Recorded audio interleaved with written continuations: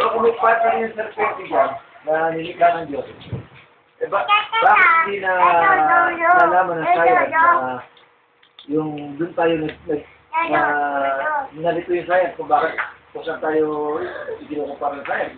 Ikinukumpara tayo sa chimpanzee na pinakamalapit ko sa tao. Bakit hindi nalaman? Kung yun ang may kapartner. Pero sa akin nawa, wala kapartner yung serpente dyan. Nag-iisa lang siya ng nilikha ng Diyos. Agree ako kasi sa turo ng hintay may partner-partner. Ang paliwanag ko, shortcut lang kasi pabitin muna eh. Mamaya na Ito, nahirapan yung science eh. Tama. Ito yung dahilan kaya nag-iisa siya. Merong prehistoric man. Tapos nagkaroon ng salanta. Nung nagkaroon ng salanta, naubos sila.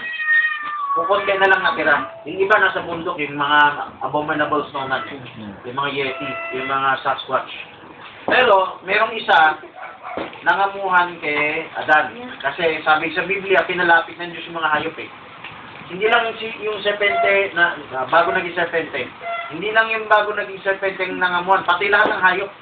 Kasi doon sa Eden, maganda ang halamanan.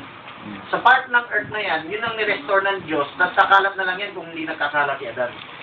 So, nung 100 years, sa Bible nakasulat yung 130 years ng anak si Seth. Nung 100 years, maganda ang kalagayan nila nun. So, nag-iisa ang serpente, kaya doon nakapasok ang Diablo para biologically ay madali magising ng Diablo yung lust sa babae. Kaya parang tinaniman pa ng Diablo ng katalinuhan yung serpente para magturo sa babae na pwedeng ibang gamit yan. Parang yung kabataan ngayon nag-experiment sa sex.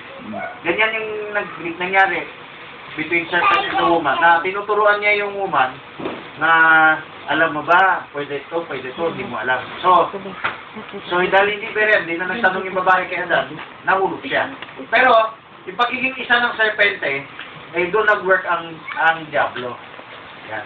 Kaya nawala na yung isang serpente yan, naging serpente na siya. Ano yung kapartner niya? Wala siyang kapartner sa Eden. Nung nangamuhan siya, kasi struggler na sila eh. Paubos na sila yung lahi nila, pauwi na actually, hindi totally extinct. Endangered na. Endangered, oo. So, parang nag-survive yung genes niya through Cain. Okay? Mamaya ko din natin. So, stop na.